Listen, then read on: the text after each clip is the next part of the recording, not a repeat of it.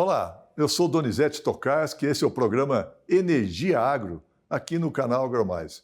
Hoje vou receber aqui uma personalidade, um amigo que é parlamentar, já está no 6º mandato como deputado federal, além de 4 mandatos como vereador em Salvador, e uma das pessoas que conhece e compreende muito a questão do desenvolvimento regional associado à industrialização, associado às questões ligadas à agricultura e, em especial, à agricultura familiar. Estou falando aqui do meu amigo deputado Daniel Almeida. Seja muito bem-vindo, deputado. Donizete, é uma honra estar aqui com você, discutindo sobre energia, sobre agro e sobre o desenvolvimento do nosso país nesse campo que é tão promissor e tem produzido bons resultados. Uma alegria. Muito bem, deputado. Deputado, como anda, na sua leitura, a questão da transição energética, em especial aqui no Brasil?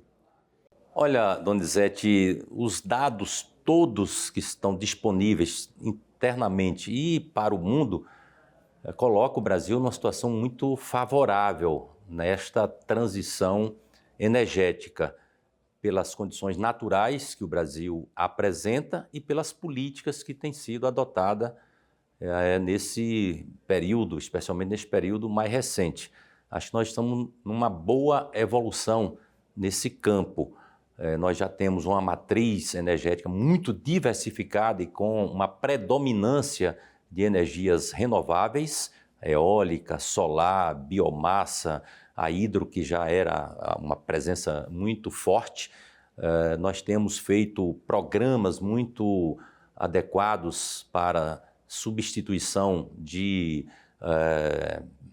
combustíveis, né, que são mais poluentes, o B25, né? Que está... O B25, a gente tem expectativa disso. Pois é, está na trajetória já no 15, mas vai chegar ao B25, espero que seja uma coisa mais acelerada. Nós temos também uma renovação de frota, priorizando uma frota eletrificada, né? Agora, no dia 9, inclusive, de outubro, nós estamos inaugurando na Bahia a primeira fábrica de automóveis elétricos fabricados aqui no Brasil, a BYD, será aberta no dia 9 de outubro agora. Então, nós temos evoluído bastante em várias áreas na substituição energética. E temos ali no horizonte a COP30, né, que colocará o Brasil como protagonista de um debate mais intenso, mais acelerado e que eu espero também que produza resultados mais adequados para evoluir nessa direção. Nós temos, além do B25 que nós falamos aqui, nós temos aí o desafio de produzir o SAF, esse é um desafio gigantesco que o Brasil oferece boas condições de fazer. Enfim, acho que a gente está fazendo as coisas corretas. É preciso, talvez, no Brasil sempre apostar e acelerar mais. Tem uma certa lentidão, mas estamos atentos. Deputado, em especial seu estado, a Bahia, né, nós temos visto diversos movimentos importantes nessa industrialização, nessa neoindustrialização lá. Quais exemplos que o senhor nos dá aqui sobre esses grandes investimentos que estão acontecendo na Bahia, que são frutos também do resultado de leis que foram aprovadas no Congresso Nacional, que o senhor teve a participação também, como a Lei Combustível do Futuro. Então, quais são esses exemplos que o senhor pode nos dar aqui desses investimentos em biocombustível no estado da Bahia? Pois é, nós temos bons exemplos. No primeiro, no segundo governo do presidente Lula, ele apostava na produção de biodiesel com perfil social. E as coisas avançaram, depois foram interrompidas. Lá na Bahia se instalou uma empresa muito importante, que hoje é Oleoplan, que retoma com muita pujança. Eu passei lá recentemente e vejo que há investimento muito forte nesse sentido. Nós temos a capacidade de produção em vários setores do nosso estado e produção diversificada. Recentemente eu estive no oeste da Bahia, no município de Correntina, e ali em Luiz Eduardo Magalhães, na região do Matopiba, e vejo investimentos muito promissores na área de produção de biodiesel e de outros derivados do milho. Etanol de milho também. Etanol de milho e biodiesel de milho e outras produções. Nós temos produção em larga escala de matéria-prima também no sul da Bahia, né, que também estão relacionadas com a substituição energética. Enfim, e esse esforço de fortalecer a produção do biodiesel com o biodiesel social, com a produção vinda da agricultura familiar, que o governo do presidente Lula volta a apostar, a definir uma política pública precisa para estimular esse setor, especialmente no semiárido. A Bahia tem 2/3 do seu território no semiárido e tem uma capacidade produtiva muito grande, não é? É só você ter políticas adequadas para ter acesso à água, um melhoramento tecnológico do uso da terra, que a produção é certa, não é? Então, eu estou muito otimista pelo que já está acontecendo, pelas promessas que estão sendo conduzidas, encaminhadas como políticas públicas pelo governo do presidente Lula. E tem também, deputado, um investimento grande na produção de macaúba, né? O senhor está acompanhando isso juntamente com a empresa gigantesca lá, que é a Selen, né? Eu espero que esse projeto ande rápido, dê certo, porque é uma aposta extraordinária. A macaúba tem uma capacidade enorme de produzir óleo e o território inteiro da Bahia, do Nordeste, pode oferecer essa possibilidade. Tem essa aposta que está sendo feita, investimentos vultosos para produzir mudas com qualidade adequada para ser implementado ali. E nós temos acompanhado isso com muita expectativa.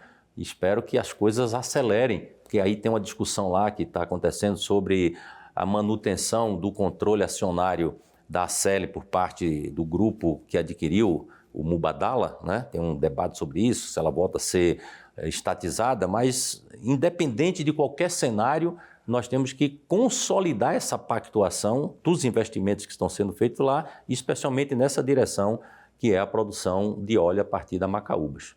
Nesse caso, deputado, até vou fazer aqui um depoimento. Eu estive lá em Montes Claros visitando o viveiro que foi implementado lá exatamente no dia que estava lá o presidente Lula e todo o governo da Bahia estava representado ali.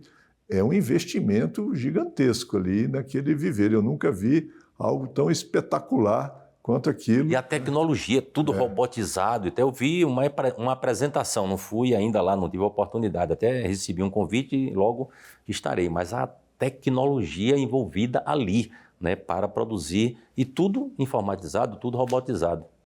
Deputado, o estado da Bahia é um estado muito diverso, né? A gente tem o Cerrado, tem a Caatinga, tem a Mata Atlântica, nós temos diversos ambientes ali.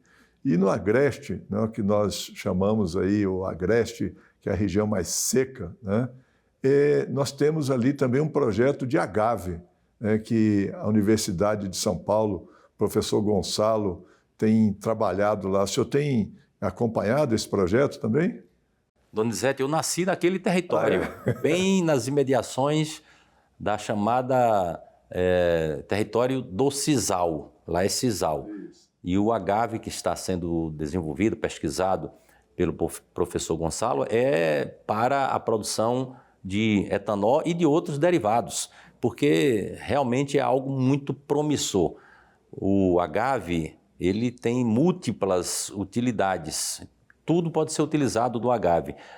Hoje, o que o pessoal faz lá é extrair a fibra. A fibra é apenas 4, 5% do que da massa, da biomassa né, que o agave é capaz de produzir. Você pode produzir o etanol, você pode produzir ração, derivados para medicamentos, uma opção adubos, uma opção de outras coisas. Então, esse projeto que está em pesquisa, eu tenho acompanhado de perto, sei onde vai ser instalada a primeira experiência lá do Senai Cimatec, numa parceria com a Shell. Tem outros investimentos que estão sendo feitos numa outra região, lá no município de Orolândia, que também está sendo estudado com a participação também do Senai Cimatec. E o mais importante, eu tenho acompanhado de perto uma parceria que foi feita com os produtores locais do território do Sisal, com a BDI, Associação Brasileira da Indústria, para fazer um levantamento mais preciso sobre as condições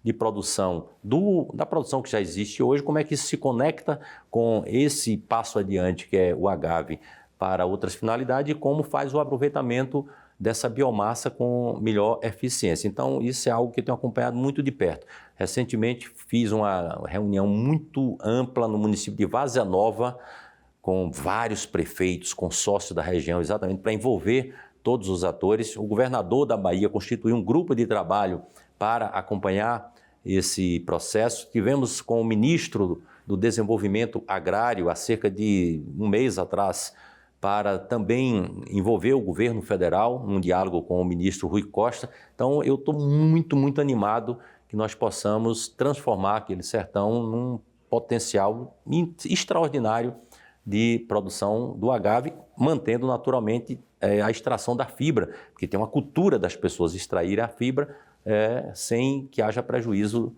da manutenção dessa atividade. Veja só quantos exemplos nós estamos falando aqui do estado da Bahia, né? O Além São Francisco, a produção de milho e soja e com a indústria de etanol. Milho, soja e algodão. Algodão. O SAF, né? E o algodão tem o óleo do caroço de algodão que pode ser utilizado na produção de biodiesel e ração também. Aí nós temos a questão da SAF de macaúba, né? Nós temos a produção também do dendê, né? Que também vira biodiesel. Nós temos a produção aí do sisal ou do agave que pode virar etanol. O estado da Bahia é um estado realmente nesse aspecto de produção de energia, além de energia eólica e energia solar, né? Pois é, os maiores parques de energia eólica estão na Bahia. Hoje os maiores contratos, está bem espalhado no Nordeste, mas a Bahia tem um volume muito grande. A energia solar também cresce extraordinariamente. Ainda tem muita biomassa no extremo sul, porque tem a celulose, que é uma produção muito intensa ali, e isso também pode ser transformado, uma parcela disso, em biomassa. E tem uma parte do Vale do São Francisco, é a produção de frutas, né? Aí produz, tem frutas e tem também cana. A maior produtividade de cana no Brasil está na Agrovale, que é um grande investimento que produz cana para açúcar e para a produção de álcool com a maior produtividade do Brasil, porque é irrigado e não tem safra, não. A safra é permanente. Ali a usina roda o ano inteiro, né? Então é algo assim muito expressivo que dá essa dimensão do que é a Bahia, nessa capacidade produtiva. Muito bem. Estamos conversando aqui com uma pessoa que compreende muito bem a questão do desenvolvimento regional, um parlamentar de 6º mandato, nosso amigo deputado Daniel Almeida. Fique conosco aqui no canal Agro Mais, no programa Energia Agro. Já já voltamos.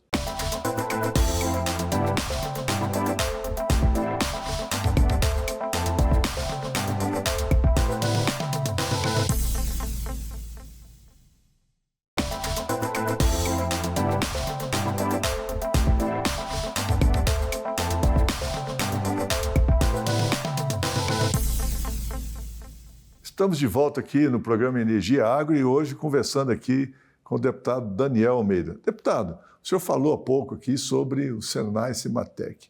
O que representa esse Centro de Desenvolvimento Tecnológico para a Bahia, acho que para o Brasil e até para o mundo, né? Porque lá estão desenvolvendo tecnologias que são aplicadas em outras partes do mundo. O que representa esse importante Centro de Desenvolvimento Tecnológico?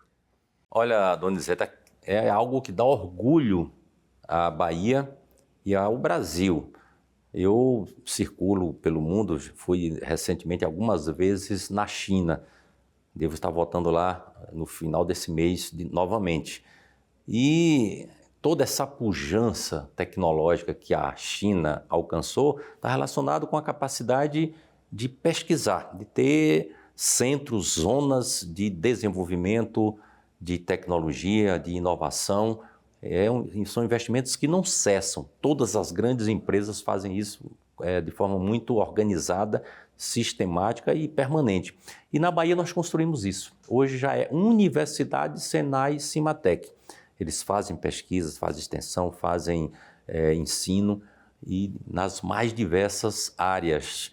E é o centro de pesquisa, de inovação, que tem tido capacidade de disputar o maior volume de recursos do Fundo Nacional para o Desenvolvimento da Ciência. É uma coisa extraordinária. Todo recurso que chega lá é recurso muito bem aplicado. Essa capacidade de focar em resultados, né? Fazer pesquisa vinculada a alguma produção que tem relação direta com o mercado.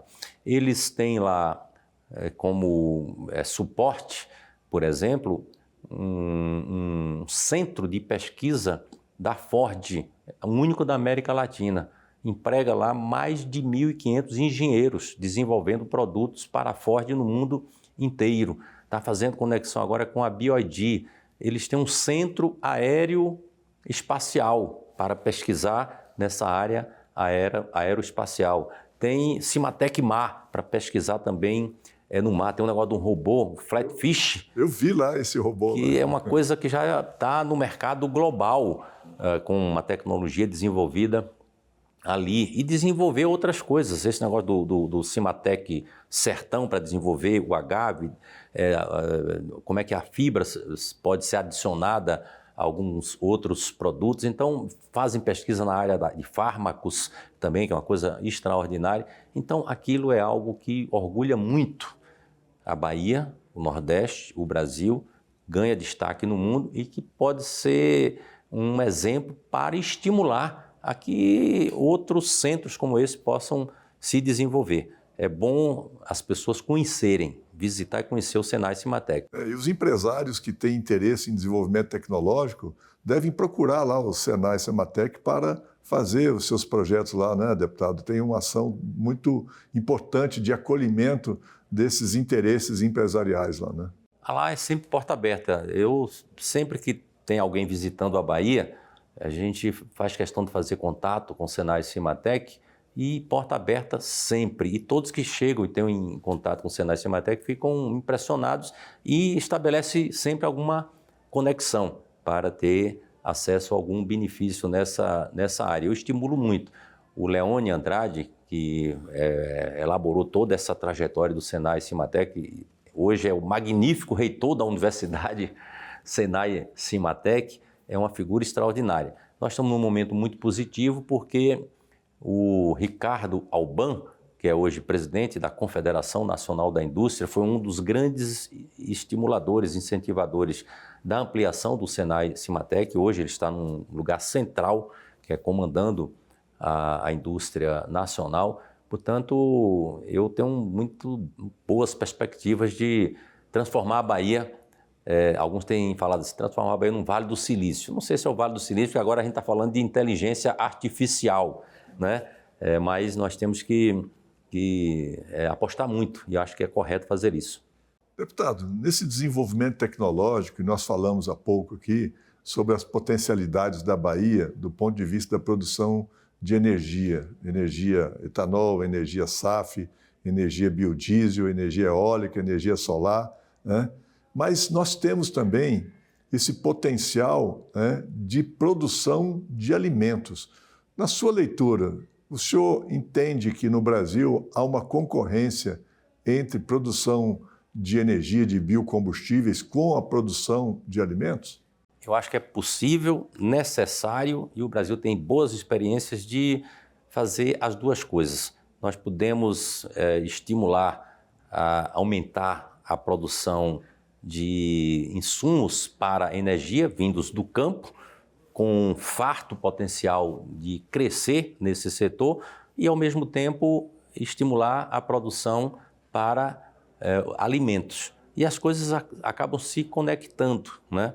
Não vejo nenhuma contradição. O Brasil tem um território farto, tem um potencial inesgotável para produzir, fazer o campo produzir, fazer a terra produzir, fazer o agro crescer e valorizar a agricultura familiar. adotar políticas públicas que fortaleçam a agricultura familiar, porque ela é muito importante para gerar renda, gerar emprego, alternativas para as pessoas se manterem no campo, e é quem bota alimento na mesa da maioria dos brasileiros. Então não tem que haver essa preocupação de concorrência entre uma coisa e outra. O oeste da Bahia eu vejo assim, um bom exemplo, né? Produz, vai fechando a cadeia para, a partir da produção de soja, ter o esmagamento, ter acesso a um produto industrializado, transformar aquilo em proteína, ampliar a capacidade de confinar bois, de produzir o suíno, de produzir carne de frango, ovos. Isso também pode chegar na agricultura familiar, porque tem muito potencial da agricultura familiar produzir esses alimentos e se beneficiar pela produção em maior escala que o agro é capaz de fazer. Então, acho que é ter espaço para identificar as características, o potencial de cada um desses setores e ter uma política pública definida para cada um deles, fortalecer e valorizar. Se a gente ficar olhando para o espaço de um ou de outro e ficar enxergando contradição, vai gastar energia um contra o outro quando não há necessidade de ser feito. É mais no sentido de convergir. Veja só, deputado, o senhor falou aqui da Oleoplan, o tanto que é interessante essa relação com a agricultura familiar. A Oleoplan, lá em Iraquara, por sugestão ou por necessidade dos agricultores familiares, precisavam de comprar farelo de soja em pequenas quantidades. Então, ela está ensacando o farelo de soja para vender para as cooperativas da agricultura familiar. E muitas cooperativas da agricultura familiar que nós tivemos lá em Iraquara, nós percebemos lá, jovens, né, bastante jovens mesmo, 20 e poucos anos, liderando cooperativas, fazendo um desenvolvimento regional ali que expressa assim, toda a esperança daquele pessoal em produzir alimentos com qualidade nessa ligação entre produção de biocombustíveis e produção de alimentos. Exatamente. Eu conheço bem aquela região. Eu frequento muito o município de Ceabra, de Iraquara, de Souto Soares, todos aqueles municípios, Canarana, que ficam ali no entorno. É uma convivência absolutamente harmoniosa, cada vez de maior reconhecimento, maior integração e construção de parcerias, né?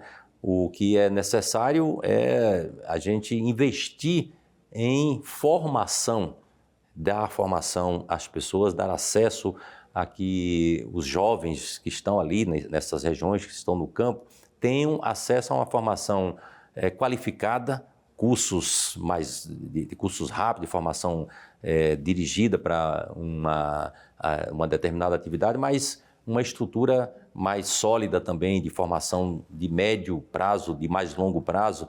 Eu tenho muito boa expectativa de que isso esteja já acontecendo com a instalação de escolas técnicas, né, federais, com os cursos que o Senar é capaz de produzir, com as políticas públicas que o governo federal, o governo do estado também tem adotado no sentido de melhorar a base para a formação da nossa juventude, universidades também que estão surgindo ali.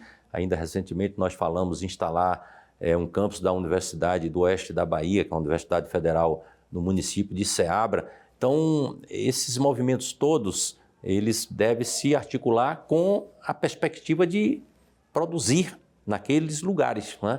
A Oleoplan tem tido essa visão de ver como identifica parcerias, né? Não dá para fazer tudo sozinho, mas não estabelecer nenhuma contradição. Acho que isso é algo muito positivo que a gente tem que saudar. Deputado, e a infraestrutura para isso tudo, para escoar essa produção, como que está caminhando isso para dar essa possibilidade do desenvolvimento industrial a partir dessa matéria-prima, dessa biomassa produzida no estado da Bahia? Olha, acho que o Brasil tem alguns déficits grandes nessa área de logística. É algo ainda muito lento. Tem algum planejamento, mas as coisas demoram muito de acontecer. Ali na Bahia nós temos um problema que é a ferrovia oeste e leste. Ela é decisiva, é estruturante e nós temos que acelerar esse processo, teve problemas aí de interrupção em função dos contratos anteriores que envolvia a Bamin e está se tentando repactuar. Esse é um grande esforço que tem que ser feito. Há um outro grande esforço que a gente precisa tratar, que é o problema da hidrovia do Rio São Francisco. Ali nós temos uma via pronta, que é a hidrovia barata, e está tendo investimento agora para tornar navegável o trecho de Botirama até Juazeiro, que também dará oportunidade de uma boa infraestrutura. Nós temos sempre problemas ali de energia, a rede de energia elétrica muito deficitária e tem tido uma pressão muito forte e a empresa concessionária lá tem anunciado que tem investimentos programados para fazer, alguns já em curso, que pode melhorar essa condição. A Oleoplanta, por exemplo, teve muitos problemas lá no passado para se consolidar em função desse problema de energia. E tem ainda uma infraestrutura, tem a questão de portos na Bahia, no Brasil, que ainda precisam ser resolvidos, mas nós temos também um esforço de capilarizar a malha rodoviária. Os principais eixos rodoviários estão razoavelmente estruturados, mas as vias vicinais precisam passar por um esforço mais acelerado de pavimentação para que a produção, que é feita lá no interior de cada município, no interior de cada estado, possa ter um fluxo mais adequado, com um custo menor para chegar nos grandes centros consumidores, né? E diminuir o chamado custo Brasil, né? Esse custo de logística é um custo muito elevado. Tem planos, tem medidas já definidas e sinalizadas, mas eu acho que é necessário a gente ter um compromisso maior, que eu imagino que o setor produtivo tem o papel também de pressionar nessa direção. O Brasil, a gente tem muita dificuldade de combinar as coisas entre trabalhadores e o setor produtivo. O sistema financeiro, às vezes, leva muita energia e o setor produtivo fica com algum prejuízo. Muito bem. Obrigado, deputado, por essa conversa. Espero tê-lo aqui novamente em breve. Estive aqui conversando com o deputado Daniel Almeida, da Bahia, 6º mandato parlamentar, uma pessoa que conhece com profundidade as questões da Bahia e do Brasil. Este é o programa Energia Agro. Aqui nós tratamos da transição energética no Brasil e no mundo. Acompanhe nossas redes sociais, no Instagram, no LinkedIn, faça seus comentários, ou então acesse a nossa página donizete.tokarski.com.br. Lá você vai ter acesso a todos os programas. E também aqui no AgroMais TV. Fique ligado. Um abraço e até a próxima semana.